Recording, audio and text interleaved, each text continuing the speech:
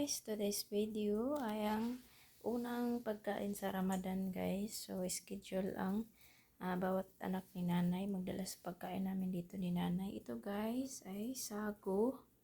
Ayan sago, tapos yung salad or salata.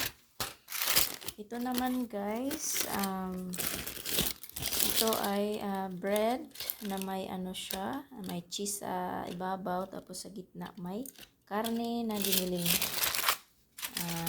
Ito ay sambusa. Ayan, iprito ko pa yan guys.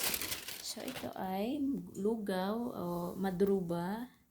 Ayan, kanin yan siya guys, bigas na lugaw, kumbaga sa atin ang pangalan. Ito ay madruba ang pangalan. Tapos ito ay shorba or sabaw. Ayan.